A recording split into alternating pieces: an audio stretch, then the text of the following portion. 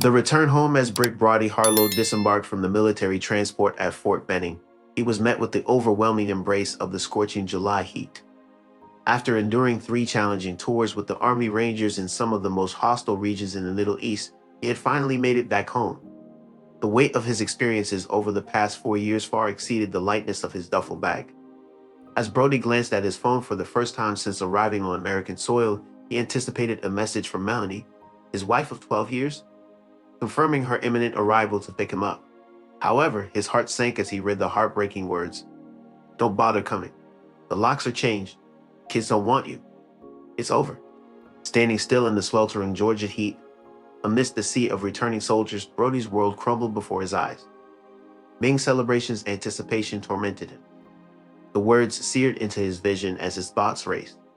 Their last video call, just 3 weeks prior, had appeared ordinary despite the growing strain in their conversations during his final tour. There was no indication of what was to come. Brody hesitated over his phone, tempted to respond angrily. In the end, he simply typed, "As you wish." Those who knew him well would understand the unsettling resolve behind those words. Having earned a reputation for cool-headed precision during his time as a ranger, Brody was known to remain composed during chaos. "As you wish" was his prelude to executing meticulous missions flawlessly. With a single call, he contacted Leona Fisk. Leona Fisk speaking, came the crisp professional voice. "It's Brody Harlow. I require your services urgently." Startled, she asked, "I thought you weren't due back until next week." Brody replied, "Plans change. Can we meet today?" Without hesitation, Leona agreed. "Staying for you?" "Absolutely. My office." In 2 hours. Brody swiftly flagged down a cab, urgency in his every movement. Instead of heading back to his suburban home where his wife and children supposedly no longer wanted him, Brody found himself in the downtown Atlanta office of one of the most feared divorce attorneys in the state. As the cab drove away, he let himself feel a surge of betrayal before swiftly pushing those feelings aside, drawing on his combat experience to compartmentalize. This was a new mission, and Brody Harlow was determined not to fail. In Chapter 2, Opening Moves, Leona Fisk's office exuded an air of success and intimidation with its gleaming surfaces and sharp edges. The attorney herself perfectly matched this environment, impeccably dressed in a tailored suit with her platinum blonde hair pulled into a severe bun, her eyes assessing your value the moment you walked in. So she said while leaning back in her chair after Brody explained his situation. "She waited until you were literally on U.S. soil to tell you not to come home. That's cold even for me. I need to understand the full scope of the situation." Brody expressed the need for options. When Leona inquired about the meaning of his text message, "As you wish," Brody clarified that it signified his intention to respect his partner's decision to end their marriage, but on his own terms. Leona showed approval of his approach, noting that weak individuals often attempt to salvage relationships beyond repair. Brody confirmed that he wasn't aiming to reconcile, but rather to emerge victorious. Over the next hour, they devised the initial phase of what Leona termed the nuclear option. Before leaving her office, Brody had already authorized a series of financial and legal actions to be executed promptly at 9 o'clock a.m. the next day. Subsequently, after arranging accommodation, Brody contacted his longtime friend Wyatt Dennis for assistance. Wyatt had left the military 5 years earlier, whereas Brody remained in service. Brody briefed Wyatt on the situation, specifically requesting surveillance on his residence to monitor activities and movements. Upon hearing this, Wyatt questioned if there might be another person involved, rather than inquiring outright. "I need confirmation and details," Brody said. "I'm on it."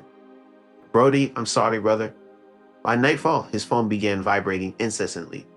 "Melanie." He let it go to voicemail. Then came the text. "What did you do?" "Answer your damn phone. Can't just disappear like this." At exactly 10:37 p.m., Wyatt sent a series of photos to Brody's phone. They showed a midnight blue Audi parked in his driveway, a tall man with expensively cut hair exiting the vehicle, and being enthusiastically greeted by Melanie at the door. The final photo showed them embracing in the doorway. Not the greeting of new lovers, but the comfortable intimacy of an established relationship. "His name is Preston Hayes," Wyatt's message read. "Real estate developer. Been in your house 6 times in the past 2 weeks. Kids seem familiar with him." Brody set his phone down carefully. The pieces were falling into place. He slept soundly that night.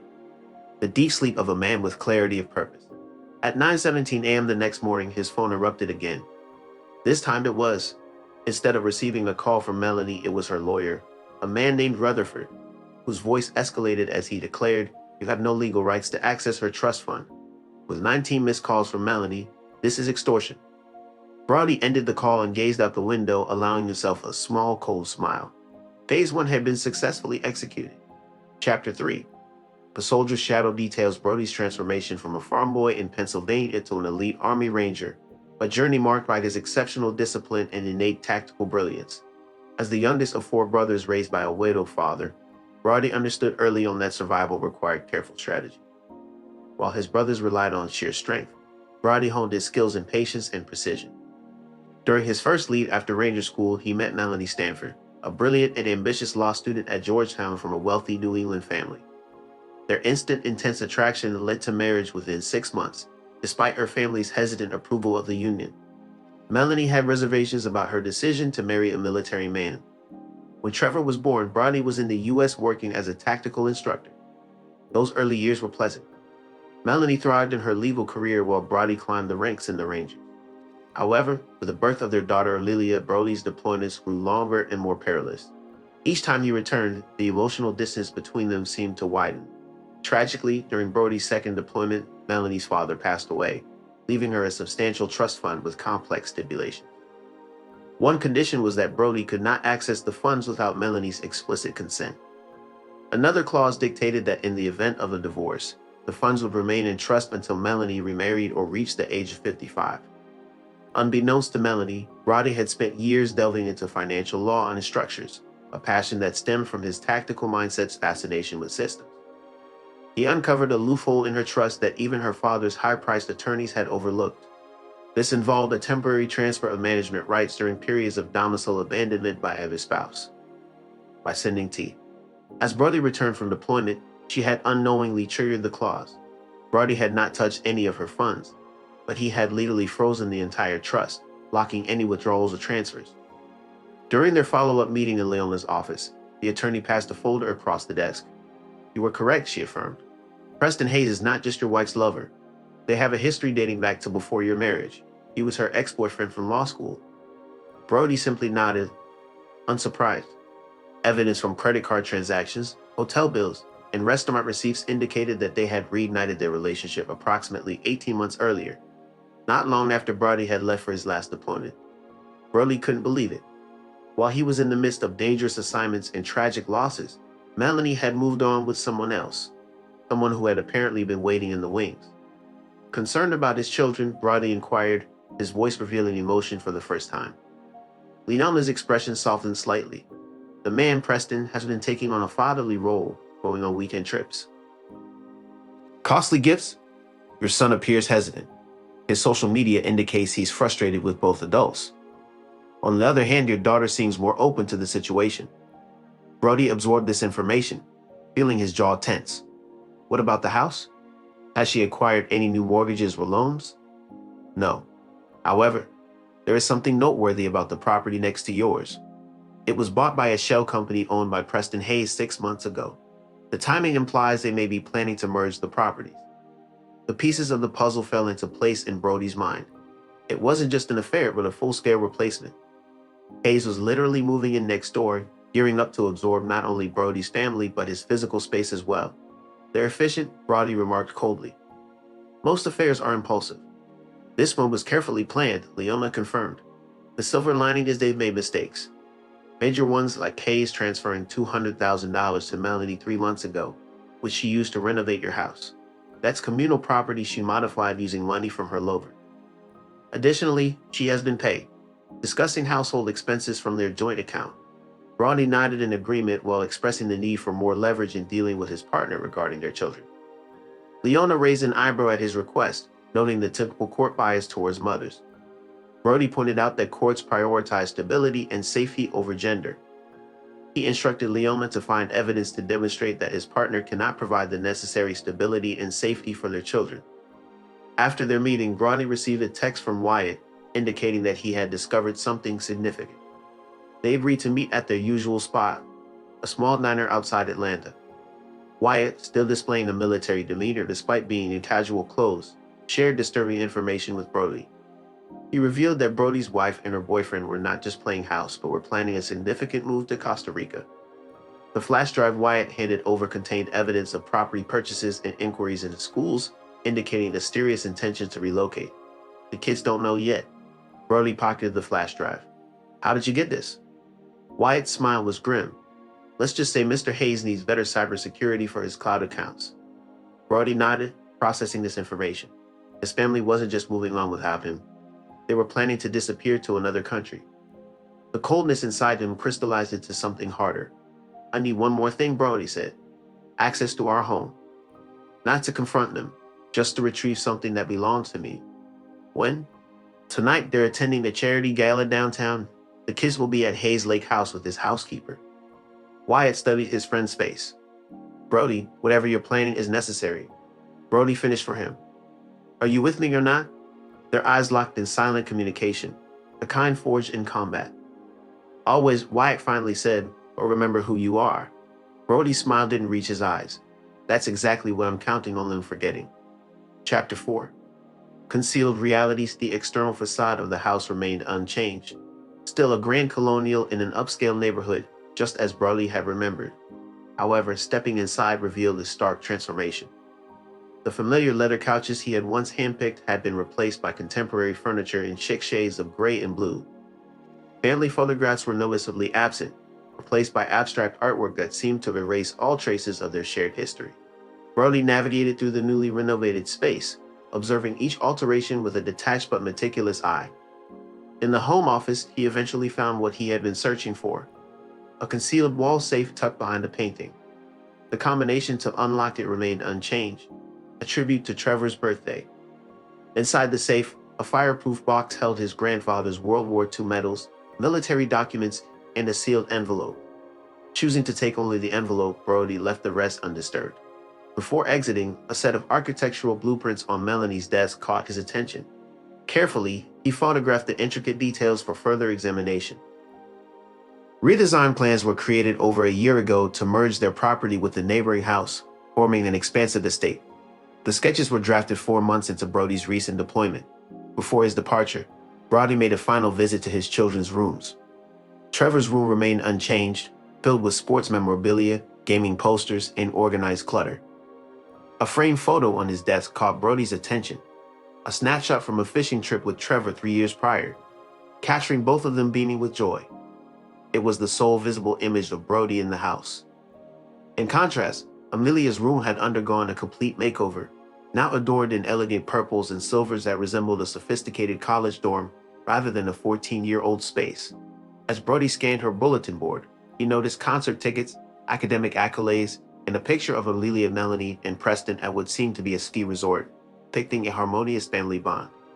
Exiting the house silently, Brody left the keys he had used, placed strategically on the kitchen counter where they no longer served a purpose. Counter where Chen helped Melanie track them down. The following day, Brody met with Harris Bentley, a former intelligence officer turned private investigator recommended by Wyatt. Brody requested a thorough investigation into Preston Hayes, emphasizing the need to uncover any hidden information. Harris, a man of few words with intense eyes, agreed to the task. Everyone has something to hide. How deep do you want me to dig? Brody instructed him to go all the way. As Harris delved into his inquiry, Brody proceeded with the next step of his plan. He reached out to Trevor's lacrosse coach and arranged to coincidentally encounter his son after practice.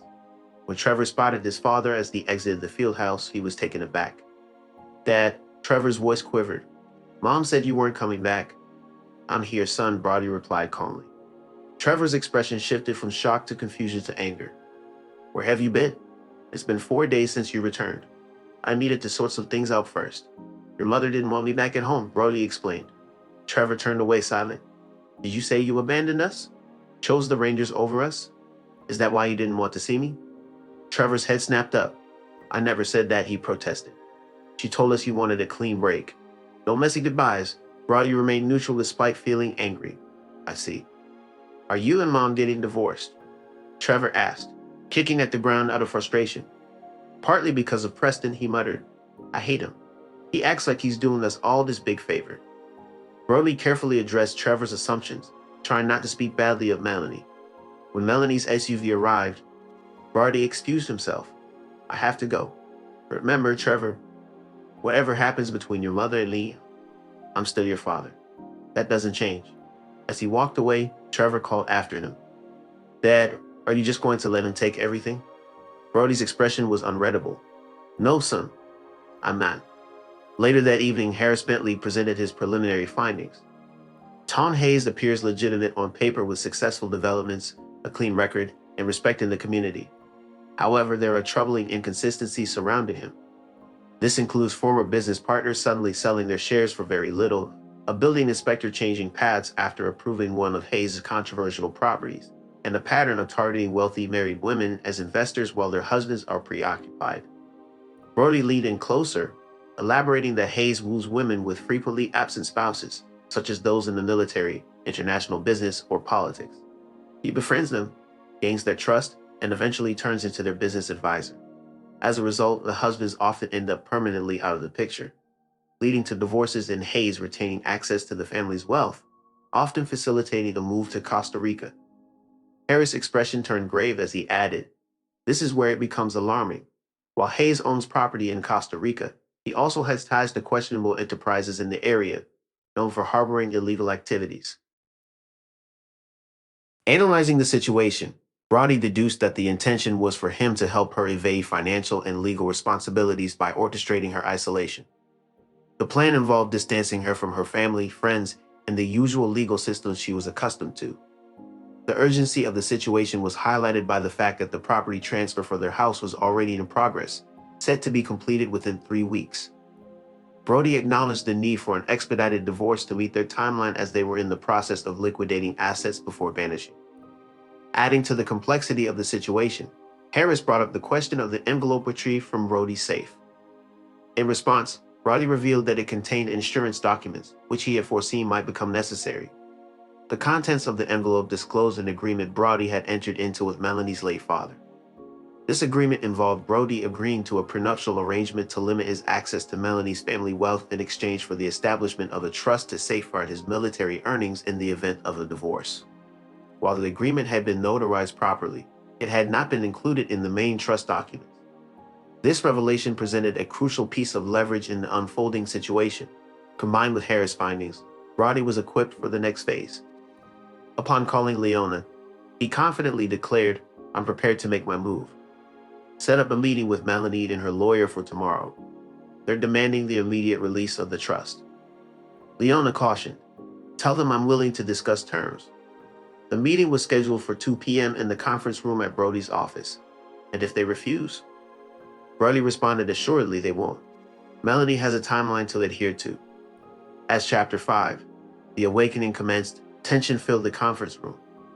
Melanie's once familiar face now masked with cold disdain as she sat opposite Brody. Her attorney, Rutherford, projected cultivated outrage. Leona, on the other hand, seemed relaxed, almost amused. "This is harassment and financial abuse." Rutherford began. Leona countered with a smile. "Your client has interfered with assets explicitly outside of marital property." "My client has exercised a legitimate legal option triggered by Mrs. Harlow's actions. Perhaps if she'd waited until he was actually home before."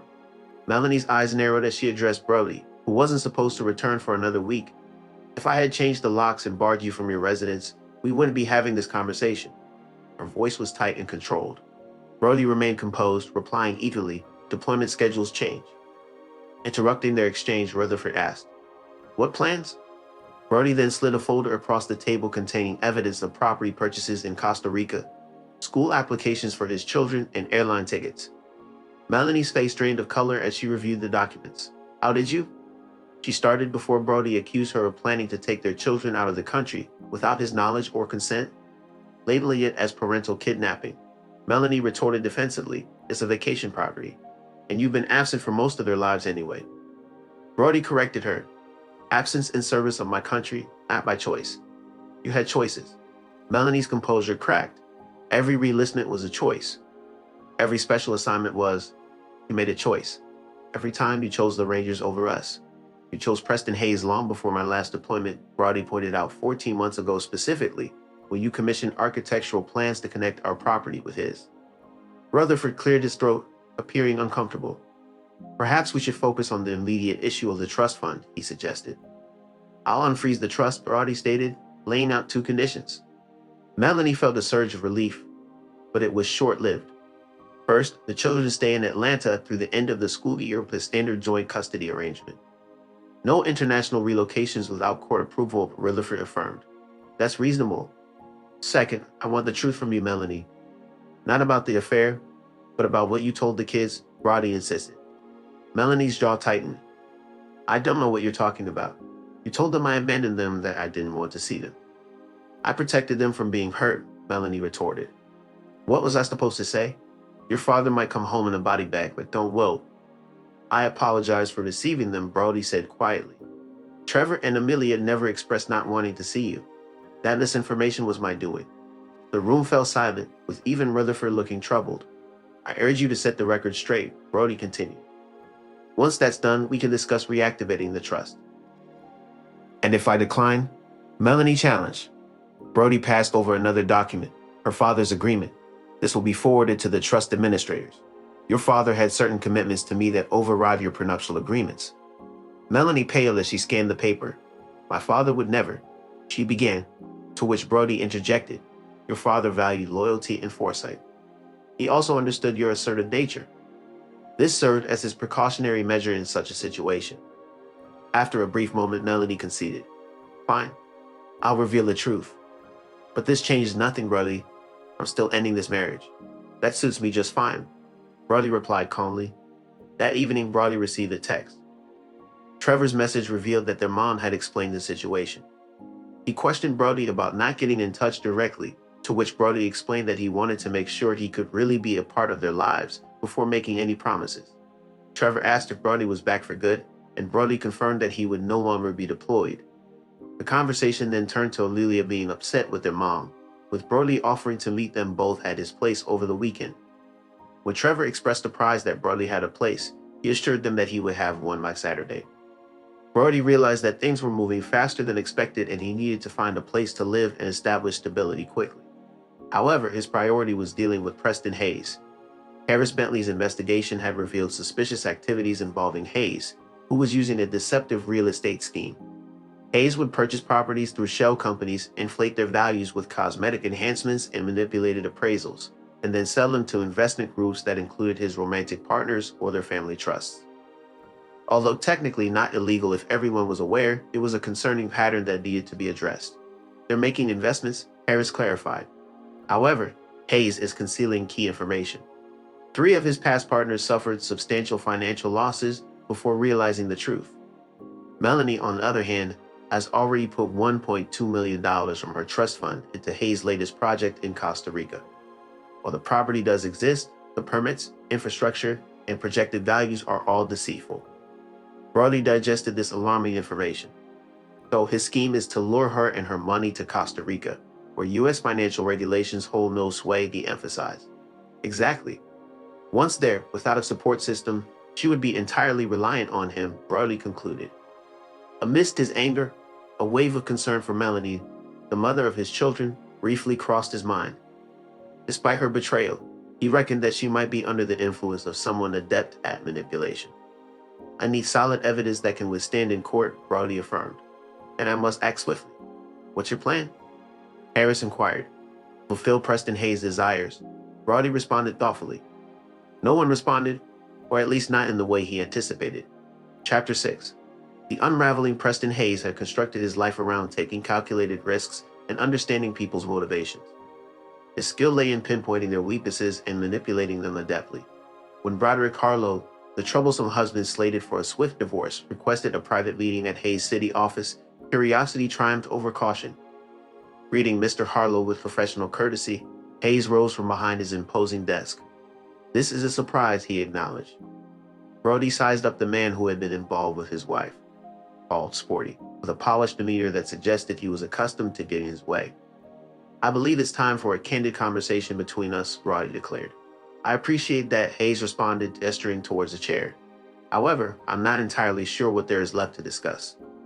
Melanie has made her choice. That's why I'm here, Brody replied, choosing to remain standing. To accept that decision and propose a mutually beneficial resolution. 1. Hayes' expression remained unreadable, but he subtly adjusted his posture as he listened to Brody's proposal. I'm listening. You want Melanie. You want my house. You want my family, Brody stated matter-of-factly. I've come to terms with that. But the current legal battle will only lead to a protracted and costly process, benefiting no one. So what do you suggest? Brody proposed a clean break. He would relinquish his stake in the house, agree to the divorce terms, and even support Hayes' relationship. In return, Brody hesitated before continuing. I asked for guaranteed visitation with my children and a fair financial settlement that acknowledges my contributions to our marriage. As he observed Hay closely, searching for any hidden agenda, Brody noted, your response is surprisingly reasonable. Melanie had described you as uncompromising. Brody explained that his military background had taught him to recognize when to let go of unwinnable battles and strategically reassess. Hay nodded in understanding, leaning back in his seat. And what, exactly, does this financial settlement entail? Brody proposed $2 million, emphasizing that it was a fraction of what extended litigation would cost. Hay appeared intrigued by Brody's confidence in predicting the costs of a legal battle, prompting Brody to await Hayes' response. Brody seemed unconcerned. Brody said with a shrug, I've thoroughly researched everything. Hayes detected a subtle shift in Brody's tone that made him pause momentarily. Brief uncertainty crossed Hayes' face before he regained his composed demeanor. I'll need to confer with Melanie, Hayes stated. Of course. But keep in mind, this offer has a 24-hour time limit, Brody reminded them. It's not a lot of time for such important decisions. I thought you recognized the importance of seizing opportunities swiftly, Brody added pointedly. Once Brody departed, Hayes promptly contacted Melanie to relay the conversation. Unbeknownst to them, Harris Bentley had discreetly placed surveillance equipment in Hayes' office the night before, with the help of a building maintenance worker indebted to Wyatt. He's desperate, Hayes informed Melanie, excitement clear in his voice. This is our chance to tie up all loose ends and escape to Costa Rica before winter. It all seems too good to be true, Melanie's voice came through the speaker skeptically. Brody is persistent. He's a soldier, not a businessman. He may be in over his head. You underestimate him. He's playing a different game, Hayes mused, hesitation in his own voice. Even if he does, what can he really accomplish? The trust is now accessible. The house sale is progressing smoothly. Everything is set in motion. Concerned about the children, Melanie inquired. What about the kids? We will abide by the custody arrangement until we are prepared to depart. By then, he will have settled into his new life, and the children will likely prefer our situation, especially with the private school options available in Costa Rica. And even if he opposes the international move, it will be too late by then. Trust me, Mel. This is what we have been diligently working towards. Everything is falling into place. The incriminating recording exposed their casual plan to breach custody agreements, the deliberate manipulation, and the evident intention to deceive through the Costa Rican investment scheme. It was precisely what Brody needed. The following day, Hayes called Brody to agree to his terms, arranging a meeting to sign documents the next morning. In preparation for their next move, Brody met with Leona that evening. This is legally delicate territory, Leona cautioned while reviewing. Brody explained that while a judge could perceive the recording as entrapment, he viewed it as merely a form of assurance. The primary focus, he stated, was on the financial evidence, such as the documented fraudulent activities and misrepresented investments. Hayes' confirmation of his intentions regarding Brody's children was essential. When asked if he wanted to warn Melanie, Brody's demeanor changed as he emphasized that his priority was now protecting his children from both Melanie and Hayes. With the groundwork laid, Phase 3 was scheduled to commence the following day at 9:00 a.m., coinciding with Hayes' anticipated moment of victory. Later that night, Brody was surprised to find Amelia tearful and determined at his hotel room door. Acting against her mother's knowledge, Amelia had been aided by Trevor in sneaking out. Brody, taken aback, allowed her inside, his emotions running high. Reflecting on the past, Amelia questioned why Brody had seemingly abandoned them upon his return, failing to make efforts to reconnect. Brody spoke gently to me, and you believe me, Brody? After everything, her voice broke. I had written to you every week. I sent emails whenever you could receive them. I waited for you to come home, but then silence. Brody knelt before his daughter, noticing for the first time how much she had grown during his absence. I am fighting for you now.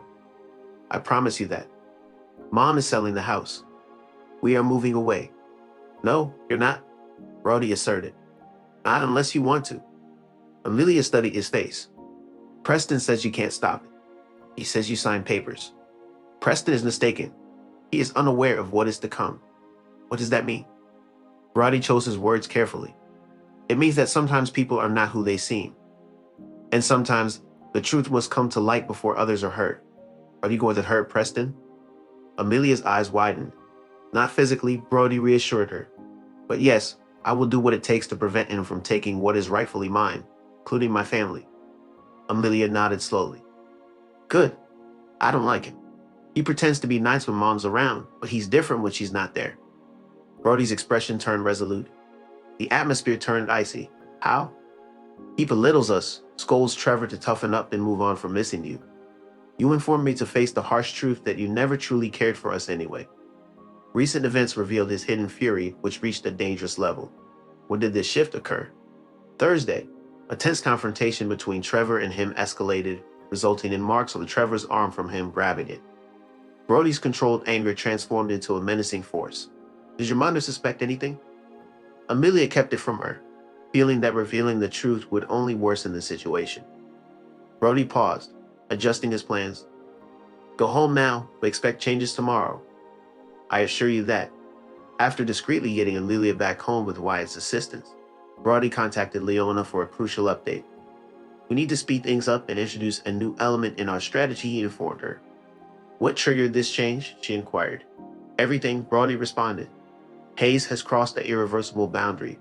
In Chapter 7, The Reckoning of a Cross, the Hayes Development Group's headquarters commanded the 27th floor of Atlanta's most prestigious office building. The space exuded a sense of power with its all-glass walls, chrome accents, and aura of calculated intimidation. Upon Brody's arrival for their scheduled 9 o'clock a.m. meeting, he was met by Hayes, flanked by two attorneys and wearing a smug grin. Mr. Harlow, Hayes greeted, reaching out his hand. I appreciate your practical approach to this matter. Brody brushed off the handshake and immediately inquired about Melanie's absence. Observing Brody's insistence on her presence, Hayes' smile faltered. Melanie entrusted me with handling the financial details, he explained. She'll be here for the final signing. Unfazed, Brody maintained his stance, stating firmly that all involved parties must be present for the proceedings to continue. An uneasy attorney representing Hayes attempted to interject, citing Melanie's supposed approval of the terms. Brody remained composed as he questioned the legitimacy of Melanie's consent in written form. Hayes smoothly asserted his authority granted by Melanie's power of attorney for business matters, to which Brody retorted that the settlement at hand was not really a business affair, but a divorce settlement impacting their children. Insisting on Melanie's attendance, Brody concluded, either Melanie comes or we reschedule. Is she available? Hayes' jaw tightened briefly before he mustered another smile. Of course, let me give her a call. Stepping away to make the call, Hayes was interrupted as the conference room door swung open once more. Leona entered, accompanied by a stern man in a conservative suit. Mr. Harlow, apologies for the delay, Leona said crisply. Agent Donovan was stuck in traffic. Hayes looked up from his phone to see Franklin Donovan, FBI Financial Crimes Division, introducing himself and placing his credentials on the table. I'm just here as an observer, Donovan stated. Hayes' attorneys exchanged concerned looks at this unexpected development. Returning to the table, Hayes demanded, What's going on? Insurance, Brody replied. Is Melanie on her way? Hayes confirmed she'll be here in 20 minutes, his confident demeanor visibly strained. Maybe we should wait until. Perfect timing, Brody interjected. We have just enough time to go over some additional documents I've brought. Leona distributed folders to everyone present. These materials outline a pattern of securities fraud, she stated. Hayes found it difficult to stifle a hollow laugh as he listened to the accusations of wire fraud and conspiracy spanning 7 years across 3 states. This is ridiculous. A black employee for extortion, he stated, his voice lacking conviction. There is no extortion, Brody replied calmly, delivering the unsettling truth. Just facts. You deceived past romantic partners through manipulated real estate ventures, and now you're trying the same with my wife and her trust fund. Furthermore, there are allegations of physical assault against my 16-year-old son. Hayes paled at the accusation. That's not true, I would never. Brody interrupted him, presenting evidence of bruises and witness accounts to support the claim. As the conference room door opened once again, Melanie entered, her expression shifting from confusion to alarm as she grasped the situation. "What's going on?" she demanded, directing her question to Hayes. "And why is there an FBI agent here?" Agent Donovan acknowledged Melanie and invited her to join the discussion, focusing on her recent $1.2 million investment in the Costa Rica development that had been authorized a few weeks ago. Melanie turned to Hayes in disbelief, seeking an explanation for the unrecognized transaction. The mention of La Parasol development left Melanie stunned. She realized it wasn't an investment, but rather a property purchase intended for their retirement home. However, Brody gently explained that the development only existed on paper, and the property she thought she owned was actually just an undeveloped piece of land worth less than $100,000. Preston and Leona tried to assure her with plans, photos, and renderings, but Leona provided additional documents revealing the truth about the property records, permits, and banking transfers. Overwhelmed by the evidence, Melanie turned to Preston, hoping he would deny it. But even he couldn't deny Agent Donovan's flat statement that the development didn't exist. As the reality sank in, Melanie felt betrayed and shocked that Brody had known about the situation all along. "Ted, something was amiss with the Costa Rica plans," Brody responded. "The investigation confirmed suspicions. It appears that this entire meeting was a setup. You set us both up. By your husband." "No," Brody corrected, "just you. Melanie is a victim of your fraud, just like your previous partners." Hayes' attorneys were in the process of gathering their belongings, discussing the need to consult with their firm partners. Concerned, Melanie questioned, "What about Trevor? What did you mean by assault?" Brody slid a photo across the table showing Trevor's arm with finger-shaped bruises from an incident on Thursday night when Hayes attempted to enter his room. Looking at the photo and then at Hayes, Melanie's horror was evident. "You hurt my son." Hayes defended himself, claiming he was being disrespectful. "I barely grabbed him." Melanie's palm met Hayes' face with a resounding slap. "You lying bastard. You promised me you would never." Agent Donovan interrupted, suggesting that they continue the discussion at their office. Once the room had emptied, only Brody, Leona, and Melanie remained. "Why would you protect me from him after what I did to you?" Melanie questioned Brody. "I didn't do it for you," Brody replied. "I did it for Trevor and Amelia. They've already endured so much." Melanie's eyes filled with tears as she nodded slowly. "What happens next?" she asked. "Now," Brody rose from his seat, "you tell the children the whole truth about everything. Then we can discuss our next steps." As he exited the room with Leona following, Melanie called out, "Did you ever truly love me? Or was I just a pawn in some mission plan?" Brody paused at the doorway. "I love you enough to let you go when I thought it was what you wanted. And I love you enough to intervene when I realized you were being manipulated into something dangerous." But Melanie knew it wasn't enough for Brody to forgive her, she said quietly. "No," Brody agreed solemnly, "not enough for that." Chapter 8. Aftermath. 3 weeks later, the legal landscape had undergone a drastic transformation. Preston Hayes was now facing multiple federal charges for fraud and financial crimes. His assets had been frozen, and his once sterling reputation was now in tatters. The FBI investigation had broadened to encompass 6 more victims across 3 different states. Melanie had made the decision to move out of the family home and into a small apartment, leaving the lavish house now deserted as the legal ramifications continued to unfold. Thanks to swift legal intervention, most of the trust fund had been salvaged, rescuing it from complete devastation caused by the Costa Rican property scheme's collapse. Meanwhile, Brody had purchased a cozy 4-bedroom house just a short 15-minute drive from the children's school. He had found a job as a security consultant with a prominent corporation, providing his family with the stability they sorely needed while effectively utilizing his military expertise. The custody arrangement had been amicably settled without the need for court intervention, with the children set to divide their time equally between their 2 parents. The children split their time evenly between both parents, with holidays alternating. Trevor had already claimed the largest bedroom in Brody's new house as mostly his own, while Amelia was still navigating her complex feelings about her parents. On a crisp fall Saturday, Brody sat on his back deck observing Trevor practice lacrosse moves in the yard. Meanwhile, Amelia was inside, seemingly engrossed in a book, but actually eavesdropping on their conversation through the open window. This was a realization silently shared by Brody and Trevor. Trevor suddenly spoke up, pausing with the lacrosse stick in hand. "Mom keeps apologizing like 100 times a day. It's getting on my nerves." Brody responded cautiously, "She does have a lot to apologize for." Are you ever going to forgive her? After a moment of contemplation, Brody replied, "Forgiveness is a complex process, Trevor. I can co-parent with her without fully forgiving what happened to our marriage. It's not easy." Trevor twirled the stick thoughtfully and said, "Maybe, but some things can't be undone." She mentioned getting caught up in Preston's lifestyle. The woman emphasized the significance of money and connections once more, prompting Brody to wonder if she felt insignificant with him. When he questioned her, she admitted that during his deployment, she had felt like she was always waiting, which had frightened her. Brody understood that fear could lead people to desperate actions, drawing on his experiences in combat zones.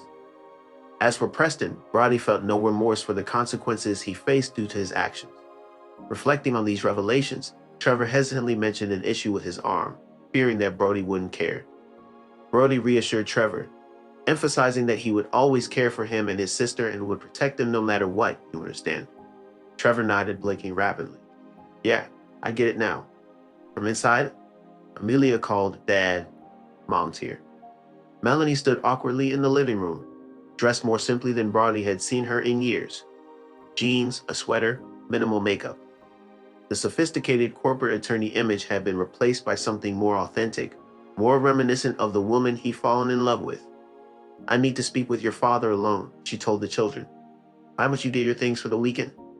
When they were alone, Melanie looked around the house. Warm, comfortable, already showing signs of becoming a real home. "You've done well, dear." The kids seemed comfortable, Brody acknowledged. "They're happier than they've been in months," Melanie admitted. "Trevor's grades are improving. Amelia is actually talking to me again." She paused. "I owe you an apology. A real one, not just the legal maneuvering." "You don't owe me anything, Melanie." "I do. I let my insecurities and fears drive me into the arms of a predator." "Your vows betrayed our children and attempted to erase you from our lives," she confessed, her voice breaking. "Despite all that, you saved me," Melanie admitted. "I saved our children," Brody interjected. "You were collateral." Melanie flinched, but then nodded. "Fair enough. I am grateful and remorseful beyond words," Brody said as he gazed at the woman he had once centered his life around. The anger that had consumed him was now replaced by a cold, lasting detachment. It was not hatred, but a final separation. "I accept your apology," he said, concluding, "for the children, we will work on a co-parenting relationship. But that's all it can be." Melanie whispered her understanding. "I didn't come here expecting reconciliation. I needed you to know that I acknowledged what I lost, and I will regret it for the rest of my life." Before Brody could respond, the children returned with their weekend bags and the moment passed. The confession was acknowledged but not absolved. Later that night, after dinner and board games, sitting on his deck with a glass of whiskey after tucking both children into their new rooms, Brody received a text from Wyatt. "How did it go with Melanie?" Brody replied as expected, detailing the apologies and regrets exchanged. Wyatt noticed that Brody was still holding his ground despite the betrayals, to which Brody responded that some betrayals cannot be undone. Soon, Wyatt called and mentioned that forgiveness is not just for Melanie but also for Brody. Brody insisted that he didn't need forgiveness but rather clarity, which he believed he had now found. Wyatt challenged him, pointing out that sitting alone drinking whiskey at midnight didn't seem like celebrating a victory, but rather avoiding the uncertainty of what comes next after fulfilling the mission of seeing Preston Hayes face justice and ensuring the safety of the children involved, as well as exposing the financial schemes. After ending the call, Brody reflected on his friend's advice. Drawing on his military experience, he understood the importance of completing the mission, honoring the fallen, and then moving on to the next objective. He realized that dwelling on past battles was not productive once the battlefield was secure. As he gazed at the familiar stars, reminiscent of his time in desert encampments and mountain outposts, he sensed a gradual easing of the burden of his past. While he may not have found forgiveness yet or ever, there was the glimmer of a new possibility on the horizon. Chapter 9: Resolution. 6 months later, Brody's divorce was finalized. The terms were reasonable, reached amicably without hostility. The custody arrangement had been successful, leading to the well-being of both children in their new stable environment.